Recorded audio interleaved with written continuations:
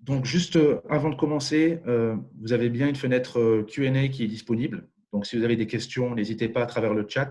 On a décidé avec Audrey d'y répondre en fin de webinaire. Et aussi, pour ceux qui sont inscrits et qui ne sont pas là, mais pour ceux qui suivent le webinaire par intermittence, euh, il sera disponible en replay. Voilà. Donc, vous allez recevoir un email dans quelques jours du webinaire en replay. OK. Donc voilà, donc bienvenue sur notre webinaire e-commerce, donc organisé avec notre partenaire Lengo. L'objectif de ce webinaire, c'est de vous présenter les nouvelles tendances en fait du e-commerce pendant le Covid et post-Covid, mais aussi de faire un état des lieux rapide en fait sur les catégories et sur le marché français en fait, sur les catégories qui ont été impactées sur le marché français. Aussi, on abordera ensemble les nouveaux leviers, les différents leviers qui nous sont propres à Lengo, propres à quelques groupes, et qui ont pu permettre à des marchands de tirer leur épingle du jeu par rapport à cette crise sanitaire. Donc voilà, dont l'objectif était de booster les ventes en ligne et leur présence en ligne aussi. Donc je pense que tu peux aller sur le slide suivant.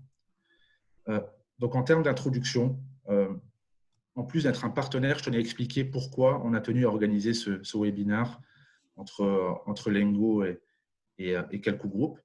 Dans un premier temps, déjà, parce que Lengo est un partenaire historique. D'accord ? Donc, on travaille avec eux, partenaire technologique historique, on travaille avec eux depuis très longtemps. Donc, ils nous utilisent en tant que canal et nous, on travaille aussi sur leur flux. Mais aujourd'hui, on a constaté qu'en termes de complémentarité, il y avait, on était assez complémentaires en termes de solutions. Donc, effectivement, Lengo est plus en amont, où ils vont, tu me corrigeras si je me trompe, hein, je pars sur le contrôle de Pour l'instant, c'est bon, c'est correct. Audrey. Donc, en fait, Lengo relie les marchands en fait, aux plateformes d'achat. Ça peut être des marketplaces, ça peut être des comparateurs de prix aussi, tels que Quelcoût. Et nous, en fait, on relie les sites marchands aux consommateurs. Donc, nous, on intervient un peu après. Et donc, l'idée de cette complémentarité, je pense qu'elle est intéressante pour ce webinaire. OK ? Donc là, vous avez le sommaire sous les yeux. Donc, en termes de sommaire, donc c'est assez classique, c'est assez clair. On vous présentera des screenshots de différents secteurs d'activité, comment ils ont évolué. On vous présentera aussi l'émergence, hein, même si on parle plus de consolidation d'un mode de vente qui s'est consolidé pendant cette crise sanitaire et pendant cette période de Covid-19, c'est le click and collect. Là, cette partie-là, elle sera creusée et démontrée plus selon Lengo.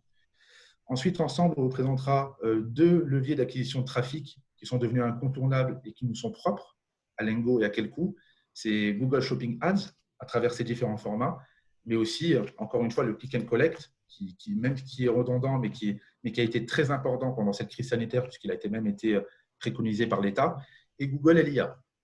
Et ensuite, on abordera nos métiers respectifs avec comment, en fait, on unit nos forces et on se complémente sur la gestion et l'optimisation de flux produits. Okay ? Donc voilà. Donc, avant de présenter Quelcoût et avant de me présenter, je vais donner la main à Audrey. Oui, donc moi, c'est Audrey. Je suis Product Marketing Manager chez Lengo. Je suis chez Lengo depuis un petit peu plus de 5 ans. Et en fait, mon rôle au quotidien, c'est d'évangéliser les usages e-commerce, notamment les usages de notre plateforme, auprès des marchands, des marques, des agences, voilà, pour mettre en avant toutes les possibilités qui peuvent être offertes via notre plateforme. Super. Voilà. Alors, je pense qu'il y a un slide suivant.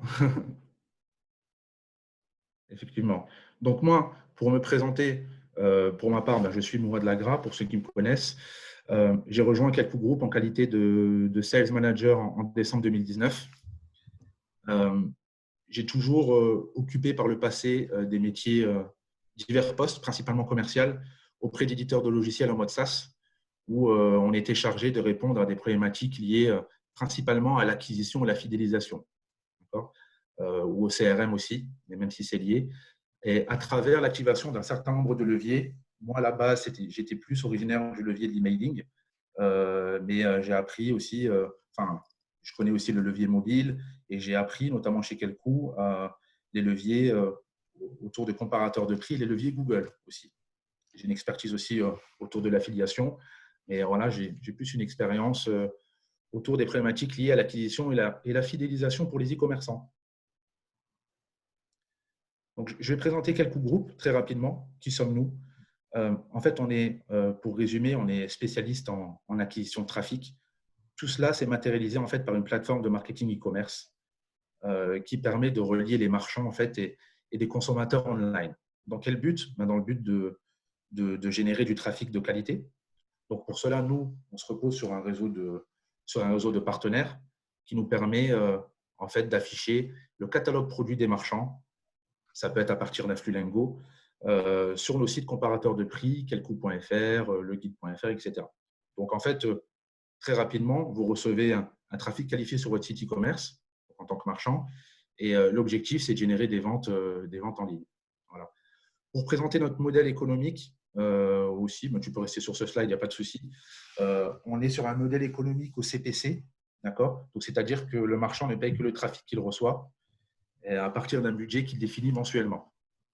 Donc, voilà, donc pour ça, on met à disposition aussi une plateforme très ergonomique, avec un login, un mot de passe, et vous pouvez gérer vous-même le budget de vos campagnes. Je te laisse passer le slide suivant. Donc, voilà, ce qui résume un peu et qui témoigne un peu de la robustesse de notre plateforme marketing et de notre footprint à travers le monde, c'est quelques chiffres. On existe depuis 20 ans, pour ceux qui nous connaissent, depuis plus de 20 ans. En termes de faits, sur la partie fusion-acquisition, on a été racheté, il me semble, en 2004 par Yahoo, pour être revendu quelques années plus tard à un fonds d'investissement britannique par la suite. En 2016, on a fait le rachat du guide, le guide.fr, pour devenir un des leaders des comparateurs de prix en Europe. Donc voilà, en termes de robustesse et de puissance de plateforme, on génère plus de 270 millions de clics chaque année.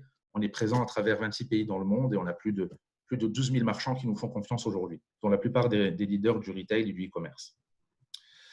En termes de déclinaison d'offres, donc on a plusieurs solutions. Donc, on a notre solution performance, c'est notre solution d'entrée de gamme, notre solution historique, qui est notre offre au comparateur de prix. Où là, tel que je vous l'ai expliqué, on est sur un modèle OCPC, on va générer du trafic qualifié pour nos marchands, sur la base d'un flux et sur la base aussi d'une potentielle collaboration avec un gestionnaire de flux leader tel que Lengo. Ensuite, on a diversifié notre offre depuis quelques années maintenant, où on est présent sur les leviers Google Shopping Ads à travers deux offres. La première, c'est Shopping Ads qui permet de mettre à disposition notre CSS, puisque je l'aborderai un peu plus tard, Quelcou est aussi un Google CSS Partner Premium. Donc, c'est-à-dire qu'on est habilité à diffuser des annonces, le catalogue produit de nos marchands sur Google Shopping Ads. Donc, ça, on est capable de mettre à disposition notre CSS pour permettre aux marchands de bénéficier d'un certain nombre d'avantages du marché. Mais on a aussi une offre qui s'appelle Manage Ads, où là, on est plus en mode agence, où on est habilité, on a les compétences à travers nos PPC consultants. On va prendre en charge la gestion de vos campagnes shopping. D'accord? Donc, voilà. Avant de rentrer dans le vif du sujet, donc rapidement pour ceux qui ne connaîtraient peut-être pas Lengo, donc nous on est donc une plateforme de feed management comme l'a présenté Mourad. On existe depuis 2009, on est à l'international, on est dans près de 42 pays, on travaille aujourd'hui avec plus de 4600 e-commerçants, des marques, des distributeurs, des agences, en France et à l'étranger. La force de Lengo, c'est de proposer aujourd'hui un écosystème très puissant avec près de 1600 canaux de diffusion et aussi des partenariats donc, qui sont avec des marketplaces, comparateurs de prix, mais aussi avec des PIM, avec des solutions e-commerce, avec des outils de veille de prix, de traduction. C'est de proposer l'écosystème le plus complet possible à nos marchands. Au niveau technique, aujourd'hui, Lengo, c'est 87 000 flux indexés chaque jour et 870 milliards de produits qui transitent tous les ans sur notre plateforme. Pour résumer Lengo en quelques mots, on verra plus dans le détail après comment on s'occupe de vos catalogues produits, de vos flux. En fait, on va vous aider à centraliser toutes vos campagnes, que ce soit vers des marketplaces, vers des supports comme Quelcou, vers du Facebook, Instagram. Voilà, on va centraliser les données produits. On va vous aider à les gérer au quotidien, optimiser la visibilité de vos produits sur les différents canaux que vous allez choisir, à rentabiliser votre diffusion, votre publication, à être autonome. Voilà, on propose en effet une solution, une plateforme technique, mais le but, c'est aussi de vous soulager, que ça soit intuitif, assez automatisé et que vous ayez moins besoin de vos équipes techniques au quotidien pour vraiment avancer beaucoup plus vite. Et un point important, c'est aussi qu'on vous permet donc de travailler à l'internationalisation de votre activité. Voilà pour passer rapidement sur Lengo. Je crois qu'on va passer sur le vif du sujet, plus maintenant pour vous présenter quelques constats suite à la crise du Covid-19 et l'évolution du e-commerce. Effectivement. Donc, oui, si tu peux rester sur le slide, je voulais faire une petite intro rapidement. Donc, en fait, c'était simplement pour dire qu'on va voir ensemble comment le e-commerce a évolué pendant la crise du Covid-19. En effet, la pandémie du coronavirus et les mesures de confinement, ils ont contraint les entreprises à plus de flexibilité, à adapter leurs propositions de valeur, que ce soit en termes de comportement des consommateurs qui a évolué, soit en termes de modèles de distribution, mais aussi à travers de nouveaux business models ou à travers le rapport avec l'offline. Donc, tout cela sera vu à travers des screenshots des différents secteurs d'activité. À partir, ça c'est ce que je voulais mentionner, à partir de données qui émanent d'organismes soit partenaires, soit d'organismes assez fiables tels que la FEVAD, qui me semblent assez légitimes en termes d'analyse du marché français sur le secteur du e-commerce. Donc effectivement, avant de parler de l'e-commerce pendant post-Covid, en fait, donc il est toujours intéressant de voir quelle était la tendance et quelles étaient les prévisions avant cette crise sanitaire. Donc en fait, sur ces 20 dernières années, le marché du e-commerce en France, il est en constante augmentation. On constate, on a des progressions à 2 chiffres année après année en termes de croissance, et les ventes en ligne ont dépassé la barre des 100 milliards d'euros en 2019, ce qui était un record. Donc en fait, je peux passer au slide suivant. En fait, l'année 2020, en fait, elle allait dépasser ses records. Aujourd'hui, je pense que l'exercice 2020, il n'est pas encore terminé, mais certains signaux indiquent qu'on serait aussi sur ce trend-là.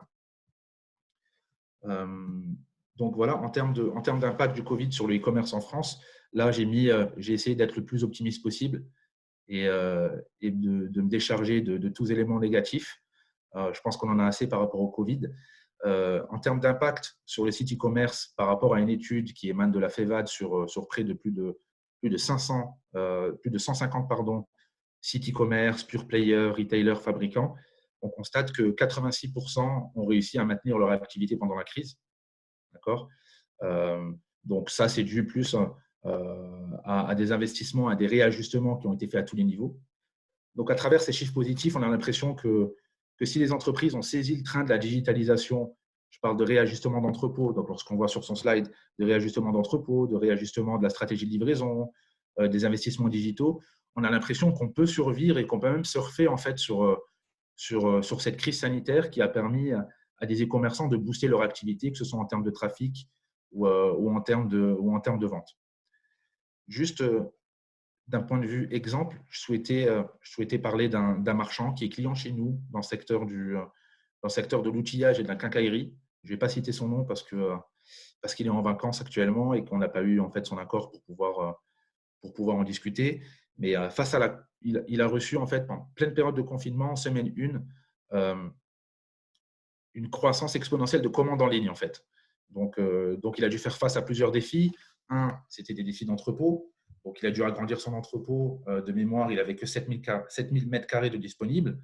Il a dû réinternaliser son service de livraison puisque certaines compagnies, en fait, avaient cessé d'exercer, et des investissements dans la digitalisation de l'entreprise. Et à partir de ça, il a pu gérer et il a pu pouvoir livrer à ses clients en temps et en heure les commandes qui avaient été réalisées sur son site e-commerce. Je peux passer à l'autre slide. Donc, effectivement, en termes de chiffres sur l'impact dans l'e-commerce, donc on a constaté que moi, je voulais je voulais faire, en fait, je me suis appuyé sur 3 sources de données, encore une fois, euh, qui étaient, ben là, c'est quelques groupes, c'est nos données propres qui émanent de notre outil de tracking, en fait, qui permet de mesurer la performance de nos clients. Ça émane aussi de celle de Content Square, qui a sorti une étude assez intéressante sur le e-commerce et les marchands en période Covid-19, et aussi celle du cabinet Kantar. D'accord. Donc, ce qu'on constate, c'est qu'au-delà de l'augmentation du niveau de trafic, vous pouvez le constater ici, on a 13% de trafic qui a augmenté sur le global sur le marché français. On a constaté aussi une augmentation de 9% au niveau du volume en fait, de transactions, du nombre de conversions. On a constaté en fait que c'est plus en fait que ces KPI sont plus une moyenne. Mais derrière tout ça, si on fait un deep dive sur les secteurs d'activité, on voit que ces KPI sont très hétérogènes. Par exemple, sur la partie trafic, en fait, on constate que effectivement tout va bien dans le meilleur des mondes. Le trafic a augmenté de 13%.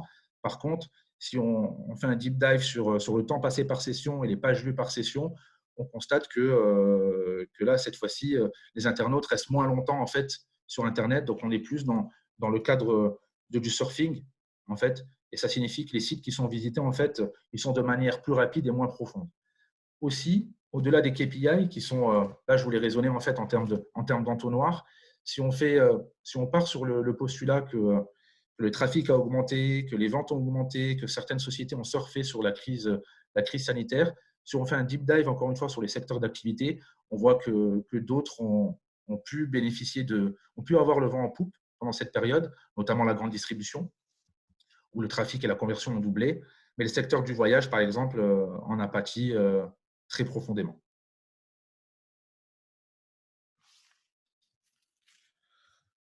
Donc là, effectivement, là, si tu peux mettre, oui, effectivement, l'évolution du.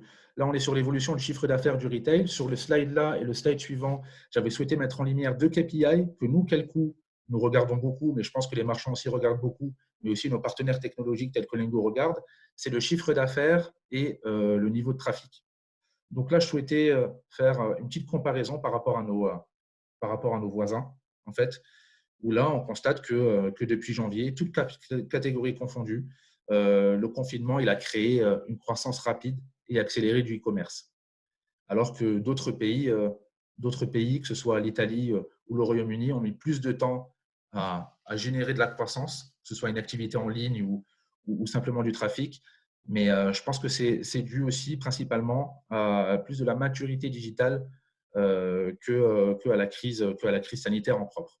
Je peux passer au prochain slide, où là, c'est le parallèle par rapport au niveau de trafic qui confirme un peu cette tendance, où là, vous avez en rouge l'évolution en fait, du trafic mix en fait, et du taux de conversion indexé sur toute la période en fait, pré-confinement, pendant le confinement et post-confinement. On voit qu'il y a eu un boost pendant la crise sanitaire avec un retour à la normale à partir de fin mai, début juin. Et là, toujours cette comparaison avec nos voisins, le Royaume-Uni, qui est, on peut dire, un peu plus mature en termes de tendance et d'investissement e-commerce, qui a connu un pic plus important, en fait, quasiment en doublant son volume quotidien en période de confinement. En termes d'exemples de catégories, donc on a retenu au sein de quelques groupes à travers une étude qu'on avait réalisée, 2 catégories, une étude interne, 2 catégories qui sont la maison et jardin et consoles et jeux. Donc 2 catégories qui a priori auraient pu bénéficier et qui ont bénéficié du boost en fait pendant cette crise sanitaire, puisque certains ont pensé à réaménager leur appartement, leur maison, leur jardin, d'autres à acheter des consoles de jeux pour pouvoir s'équiper en période de chômage partiel. Mais on constate en fait que la courbe elle évolue pas de la même manière. En fait, on a indexé les 2 secteurs d'activité par rapport au volume de trafic et par rapport au taux de conversion. Donc, on constate simplement que par rapport à des contextes différents, que ce soit le confinement, le retour du soleil, le trafic a été stimulé de manière différente et qui a entraîné des taux de conversion très élevés ou des taux de trafic assez élevés aussi. Et les tendances, on constate aussi que c'est pas simplement c'est pas le grand changement en fait qui a été opéré, mais on constate encore une fois que les tendances se sont normalisées à partir de fin mai pour ces 2 catégories. Effectivement, donc la transformation digitale pour faire face à la crise, bon, ça c'est plus pour conclure. Donc en fait, ce qu'on constate, c'est que les entreprises les plus disruptives et ayant pris le train de la digitalisation et de la transformation digitale ont pu résister, voire grossir. Donc, dès que je parle de train de la digitalisation, je parle de généraliser et répondre aux nouvelles habitudes du consommateur sur la livraison à domicile. On parle de l'émergence et de la consolidation du click and collect. On parle aussi du déploiement massif des drives et des consignes. Et là, on a l'exemple du drive alimentaire qui a atteint, un record la première semaine du confinement en termes de génération de chiffre d'affaires, plus de 164 millions d'euros. Alors, pour rebondir sur ce qu'a dit Mourad, alors je ne sais pas si c'est fait exprès, mais on ne te voyait plus, Mourad, donc on ne voit plus que moi. Ah, Voilà, on te désolé. revoit. Désolé. Juste rapidement sur Pas une le côté technique. click and collect. Du coup, si on peut aller à la slide suivante. Nous, on a remarqué que c'était un pilier vraiment important de la stratégie omnicanal de nos clients. Et on a remarqué en effet qu'il y a des projets qui se sont un peu débloqués en cette période de confinement, qui habituellement auraient peut-être pris plusieurs mois, voire une année. Enfin, et en quelques semaines, voilà, des points de vente, des grands réseaux se sont organisés pour activer la partie click and collect, qui, lorsque vous avez voilà, des réseaux, des points de vente, c'est vraiment intéressant à promouvoir, à mettre en place. Ça permet de digitaliser vos points de vente si ce n'est pas déjà fait. Apporter plus de flexibilité dans le parcours d'achat de vos clients. Ça vous permet vraiment d'allier intelligemment le e-commerce et vos boutiques physiques. Voilà, des fois, il peut y avoir des frictions entre ces deux points de vente online et offline. Et là, ça permet vraiment de réconcilier les deux. À la fois pour l'acheteur, bon, c'est une réduction des frais de livraison, forcément. Pas de frais de port à payer, rapidité d'obtention. Ça peut faire pencher la balance lorsqu'il voit votre produit sur plusieurs comparateurs de prix ou sur plusieurs marketplaces. Si vous êtes capable d'offrir un mode de livraison en click and collect. Pour vous, c'est des économies aussi non négligeables au niveau de vos services d'expédition. Ça vous permet voilà, de coupler les stocks dans vos différents entrepôts, de booster aussi le trafic sur point de vente. Voilà, donc nous, on peut aider les marchands à gérer ce type d'annonce. Alors, le point sur lequel il faut être vraiment très vigilant pour bien performer et bien tirer profit du click and collect, c'est bien sûr la gestion des stocks. On en reparlera un petit peu plus loin lorsque je vous parlerai aussi des annonces LIA. Mais voilà, il faut être très vigilant pour bien manœuvrer tous les stocks online et offline. Voilà à peu près pour la partie click and collect. Je pense que là, Mourad, tu vas aller plus en détail sur les Google Shopping Ads. Exactement. En fait, sur la spécificité en fait, des différents canaux, donc je voulais simplement parler de Google Shopping Ads qui est devenu un levier incontournable en termes d'acquisition de trafic, dont les montants de dépenses et les taux de conversion sont en nette progression au fur et à mesure des années. Donc là, tel que vous pouvez le voir, en améliorant vos performances à travers Shopping Ads et en utilisant notre CSS, donc Comparison Shopping Premium Partner, comme vous pouvez le voir, vous pouvez bénéficier d'un certain nombre d'avantages. Premier avantage, il est pécunier, puisque vous avez bénéficié d'un avantage sur les enchères grâce à l'économie de marge que vous faites par rapport à Google Shopping. Je vais essayer de recontextualiser. En fait, en tant que CSS Premium Partner, si vous passez par notre CSS au profit de celui de Google Shopping, vous pouvez bénéficier d'une économie de 20% sur le CPC, en fait, sur chaque bid émis que vous émettez. En fait. Donc, c'est-à-dire que si vous émettez 1 euro à travers le CSS Google Shopping, lorsque vous passez par quel coût lorsque vous émettez une enchère de 1 euro via Google Shopping, vous apparaissez en salle d'enchère à 80 centimes. Alors que lorsque vous passez par notre CSS, si vous émettez 1 euro en salle d'enchère, vous apparaissez à 1 euro. Donc, ce qui est intéressant aussi, c'est que lorsque vous passez sur notre CSS pour migrer votre compte GMC et gérer vos campagnes et bénéficier de notre accompagnement, vous utilisez en fait, il n'y a pas de perte de configuration, il n'y a pas de perte d'historique ni de popularité des offres. En fait, vous migrez votre compte sans perte de trafic.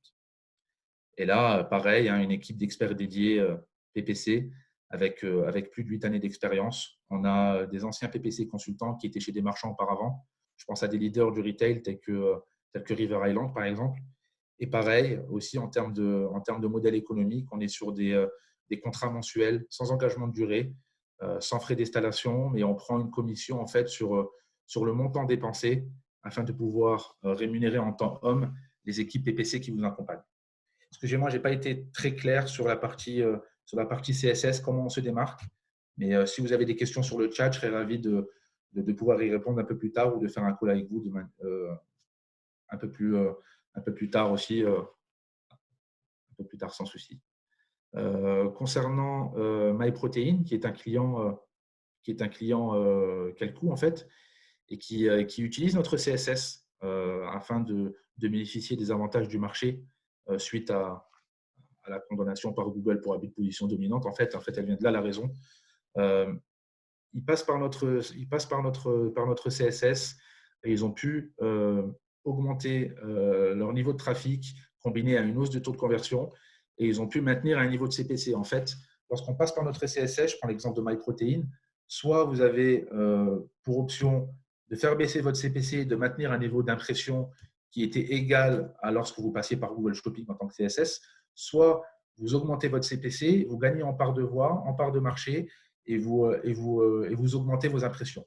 Et là, c'est le cas de MyProtein ainsi que son responsable trafic qui a testé l'impact en fait de notre CSS, notamment sur notre accompagnement, sur l'ajout des mots-clés les plus populaires, sur l'optimisation des attributs au niveau du flux.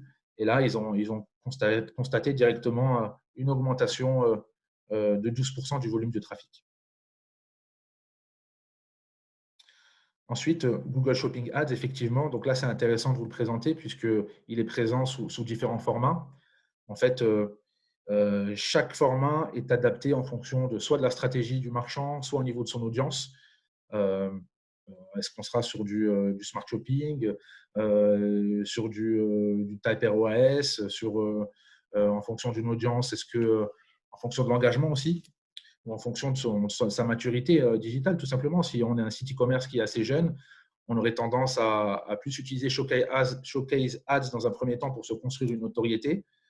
Comparison Listing Ads pour générer du trafic, on va dire, incrémental, puisque c'est, là on l'abordera un peu plus tard, un autre carrousel qui est proposé derrière la page de résultats Google en classique sur Google Shopping.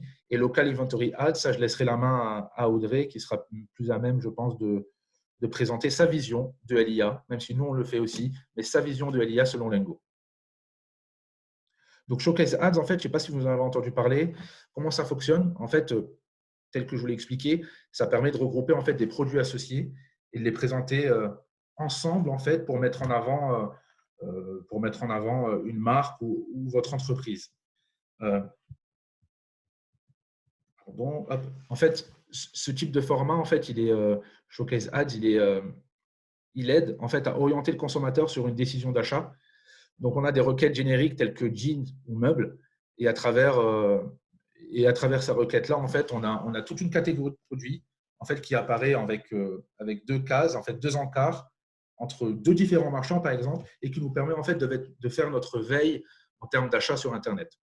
Donc, pourquoi utiliser Showcase Ads? Ça permet soit d'apparaître sur des larges requêtes, donc ça permet aussi de ne pas bider très haut et d'apparaître sur des requêtes un peu larges pour pouvoir bénéficier d'un minimum de trafic pour promouvoir la marque et avoir un peu de notoriété. Ça permet de ramener des nouveaux clients qui ne sont pas décidés et qui sont en phase de décision. Donc là, on serait au tout début du funnel et d'accompagner aussi et de contrôler les produits à mettre en avant. Donc, si on est sur le lancement d'un nouveau produit et qu'on veut savoir comment il se comporte sur Google Shopping, Showcase Ads serait peut-être le bon levier.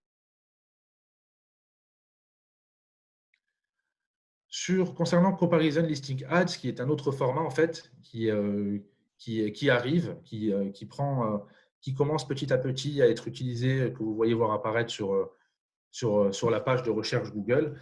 En fait, ça permet simplement de diffuser un groupe de produits à partir de notre CSS, puisque nous, on est Comparison Shopping Service aussi, à partir de notre site. Et derrière l'encart, en fait, vous avez un second carrousel qui est dédié au CLA et qui peut apparaître en fonction des requêtes. Donc, ce qui est intéressant, c'est que l'internaute, en fait, il a deux options. Il peut switcher entre une vue produit qui montre Shopping Ads et une vue site comparateur où là, il peut vraiment être dans la comparaison de prix et là, qui montre Comparison Listing Ads. Donc, dans quel but utiliser CLA?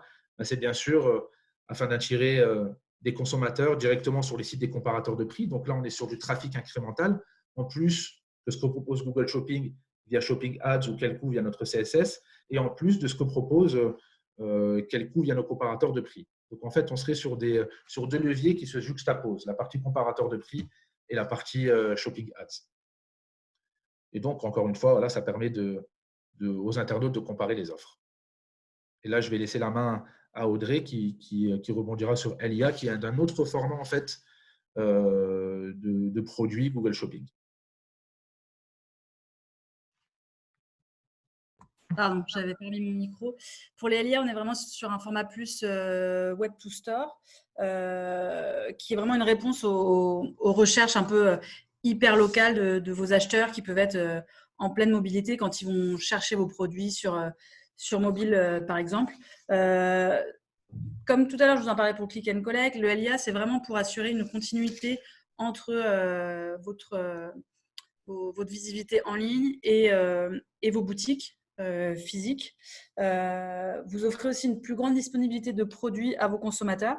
Il y avait une étude Google qui montrait d'ailleurs que 83% des consommateurs en fait, seraient prêts à se rendre en magasin s'ils étaient sûrs que le produit soit disponible, s'ils étaient sûrs de pouvoir vérifier voilà, la disponibilité du produit en amont. Ça vous permet voilà, d'offrir une expérience d'achat un peu multi-device et d'évaluer aussi l'impact de vos annonces directement sur la fréquentation de vos ventes en magasin et de bénéficier d'une meilleure visibilité dans les résultats de recherche et notamment sur le mobile qui est très important. Voilà pour le grand intérêt entre guillemets des LIA si vous n'y êtes pas encore ou pas encore entre guillemets convaincu. Là, vous avez un petit schéma de comment ça se passe côté Lengo pour mettre vos annonces en ligne via les LIA. Il y a votre flux Google habituel que vous utilisez déjà et que vous allez relier à vos flux de produits en magasin, qui est la liste de tous les articles disponibles, et votre flux local product inventory, qui est le flux d'inventaire de produits, c'est-à-dire c'est vraiment les stocks que vous avez vraiment du produit en magasin. Vous allez tout centraliser via Lengo, puis envoyer à Google, qui lui va faire le lien avec le flux d'adresses Google My Business, où vous aurez renseigné au préalable les différentes adresses de vos magasins. Si on peut aller sur la slide suivante, c'est juste pour vous montrer qu'il y a une sorte de la cartographie en fait des différentes données entre les flux, parce que pour que Google fasse la liaison entre votre flux produit habituel et vos différents flux magasins, il faut bien évidemment qu'il y ait un ID commun que vous allez retrouver dans vos différents flux. Voilà, là on voit que c'est le ID, Item ID, qui permet de faire la synchronisation entre vos différents flux. Et il y a l'attribut Store Code qui permet vraiment de faire la relation entre vos magasins et les adresses de vos magasins que vous aurez communiquées en amont. Et voilà, tout ça va se rejoindre dans le Merchant Center pour vous permettre de créer de créer ces annonces locales. Par rapport à la mise à jour des flux, en fait, elle n'est pas forcément le même. Voilà, le flux de produits en magasin, je crois que on va le mettre en ligne une fois par semaine, alors que votre flux d'inventaire de produits en magasin, c'est-à-dire vraiment la donnée chaude, les stocks qui évoluent, ça peut être envoyé plusieurs fois par jour. Voilà. Le point le plus important pour réussir sur les LIA, c'est vraiment de s'assurer du stock, parce que voilà, si un acheteur commence à dire moi je veux ce produit-là dans tel magasin, il le commande et au final, déception, il arrive à votre magasin, bon, ça ne va pas forcément l'inciter à revenir dans votre enseigne. Et même s'il est arrivé en magasin, il n'a pas forcément envie d'aller voir plus loin et d'aller voir non plus ce qu'il y a dans vos rayons. Donc, vraiment être vigilant sur le suivi de vos stocks. Ce qu'on préconise, par exemple, à certains de nos clients, c'est de faire des règles aussi, c'est-à-dire pour dire, si par exemple, j'ai plus que 5 machines à laver en stock, je ne préfère pas les publier parce que je veux être sûre d'en avoir au moins 6, 7, 8 en stock pour pas créer de déception. Alors, on peut aller sur la slide suivante. Là, je vous ai mis un exemple d'un de nos clients but qui nous a laissé un petit témoignage qui a divisé par 3 son coût par visite en magasin. un taux de visite en magasin supérieur de 35%. Et en ligne, c'est un coût par clic divisé par 2. Eux, ils ont vraiment intégré du coup leur campagne LIA dans la stratégie omnicanal. Et voilà, les gens viennent en magasin, ils savent qu'il y a le stock, ils savent qu'il y a le produit qu'ils veulent. Et voilà, la visite, entre guillemets, se conclut par l'achat. J'en profite en même temps pour faire un petit peu de publicité tant qu'on est là. Juste pour que justement dans le cadre de cette reprise économique, pour inciter aussi à reprendre les achats, retrouver la voie des magasins, tout ça. Il y a pas mal d'offres qui ont lieu actuellement et il y a un accent qui est mis par exemple du côté de Google sur les LIA. C'est aussi de l'autre côté quelque chose qu'on fait avec les Facebook Local Ads, les Criteo Local Ads aussi. Jusqu'à la fin de l'année, en fait, ces flux sont gratuits chez Lengo. C'est-à-dire qu'on veut vous donner la possibilité de tester, voir si c'est un format qui correspond aussi à votre business, à la façon de travailler. Parce que c'est un format qu'on met en avant, mais qui ne vous convient peut-être pas. Donc voilà, ça vous laisse 6 mois pour tester et pour voir vraiment le résultat, si ça draine vraiment bien du trafic en magasin. Voilà pour la partie LIA. Je vais poursuivre sur le côté un peu plus technique, flux produit, pour plus globalement vous expliquer comment on traite les flux chez Lengo, que ce soit à destination de Google, mais aussi vers les différents supports de quel coût. Là, je vous ai parlé du flux qui va être envoyé à Google. Avant d'envoyer votre flux, on va d'abord aussi vous aider à récupérer toutes vos données produits, tous vos catalogues produits, que ce soit sous un format CSV, via une API, que votre catalogue soit sous Magento, Shopify ou dans un PIM comme Akeneo, par exemple. Voilà, nous, on est un peu, comme je vous disais au tout début, au cœur de l'écosystème. Donc, on va vous aider à récupérer votre catalogue produit. Voilà, vous pouvez peut-être l'importer l'exemple d'un client, Melvin et Hamilton, qui vendent des très jolies chaussures, qui a son catalogue produit dans Magento, qui va mettre dans Lengo, mais qui va aussi avoir certaines données plus concernant le fabricant, des données plus techniques chaussures, qui vont être dans son PIM d'Akeneo qu'il va ajouter. Et parfois, il va vouloir optimiser ces données en ajoutant des données statistiques issues de Google Analytics, par exemple. Voilà, le but, c'est que vous ayez vraiment les fiches produits les plus complètes pour le moment où vous allez rédiger vos annonces, où vous allez préparer vos fiches produits. On vous aide aussi à structurer toutes ces données. Voilà, vous avez en effet une foule de données, d'attributs pour caractériser vos produits. Le but, c'est de bien les ordonner, c'est de faire correspondre ces données avec ce qui est attendu sur les différents canaux marketing pour répondre aux exigences des différents canaux, pour derrière vendre, générer du trafic. Et après, voilà, c'est un cercle vertueux, c'est-à-dire l'objectif, c'est pas statique comme process, c'est que vous allez continuer à analyser vos ventes, mesurer votre ROI pour toujours optimiser vos données pour maximiser votre rentabilité. Voilà. Nous, notre objectif, voilà, c'est que vos produits soient visibles, mais que vous vous amélioriez pour améliorer vos ventes et pour cibler des nouvelles audiences, que ce soit en France ou à l'étranger. Par exemple, là, sur la slide suivante, on vous met quelques exemples de canaux avec lesquels on travaille. Donc, voilà, des supports quel coût, du Facebook, Fnac, Galeries Lafayette, Instagram. Voilà. Et c'est des supports vraiment tous différents, variés. Notre objectif, c'est vraiment de vous aider à les mettre en avant, voilà, le contenu le plus adéquat par rapport à chaque canal marketing. Je voulais juste intervenir, Audrey. Je ne sais pas si c'était volontaire, mais effectivement, tu parles de quelques groupes en tant que canal. Tu as mentionné deux de vos clients qui sont aussi qui nous utilisent en tant que canal comparateur de prix, Melvin et Hamilton et But. Voilà. Voilà. Donc, ça se complète, tout à fait.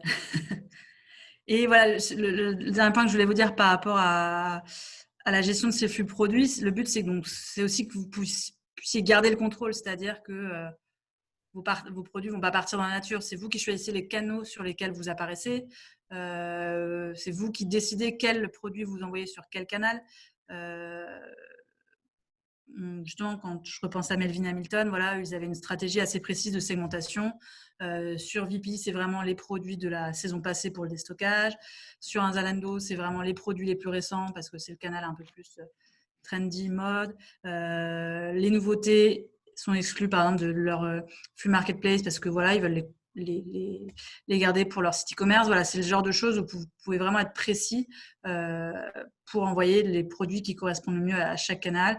Et voilà, sur certains produits, vous allez peut-être, selon la saison, vouloir faire plus des enchères plus importantes pour les mettre en avant à l'été ou à l'hiver, par exemple. Donc ça, c'est tout à fait faisable. Donc, vous êtes donc à contrôler voilà, vos produits, votre image et votre pricing.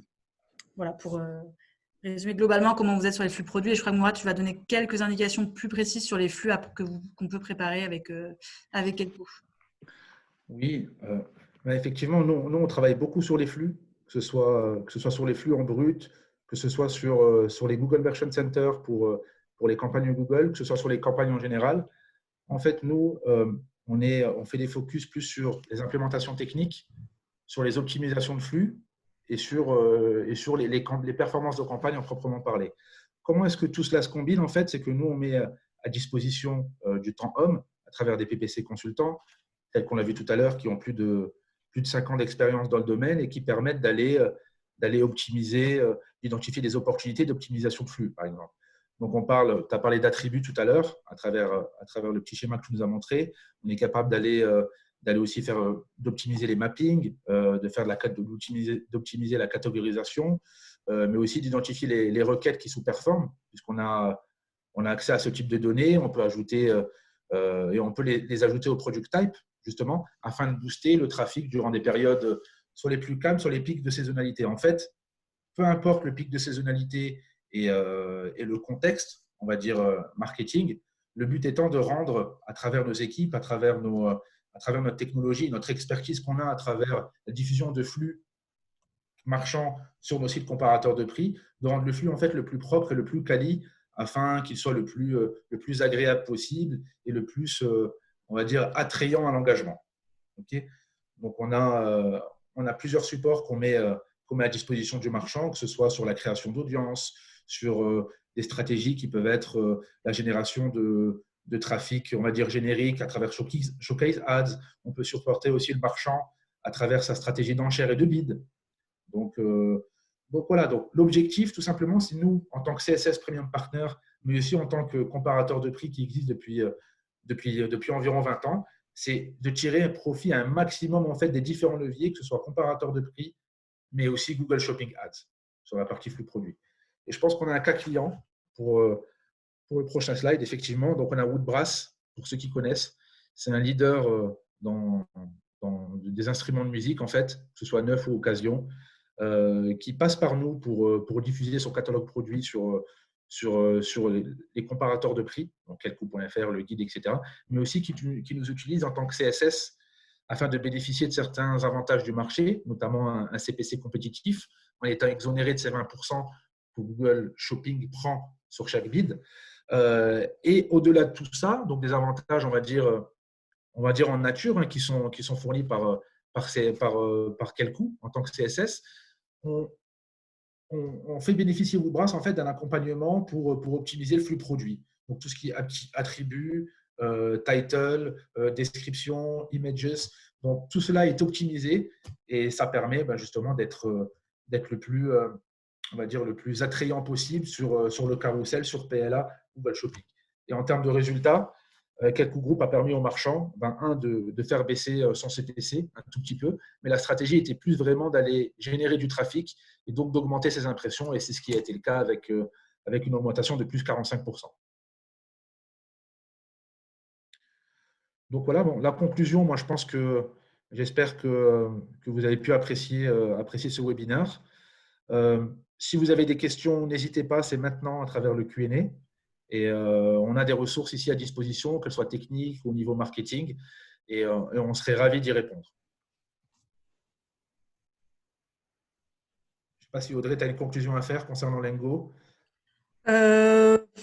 Globalement, voilà, c'est que on peut vous aider là sur actuellement toutes ces problématiques de Web to Store, Drive to Store, vous aider à relancer, si ce n'est déjà fait, votre trafic en magasin. Voilà, globalement. Après, voilà, comme disait Mourad, aussi, on est à dispo si vous avez des questions plus précises, que ce soit sur ces formats-là, spécifiques plus Google, ou voilà, plus globalement sur d'autres d'autres problématiques marketplace ou autres canaux marketing, voilà, on peut aussi vous épauler de ce côté-là. Tout à fait. Voilà. N'hésitez pas si vous avez en effet des questions à nous Là, on poser. va attendre encore une petite minute. Si on n'a pas de questions, je pense qu'on va s'arrêter là de toute façon et qu'on enverra le replay à ceux qui sont inscrits.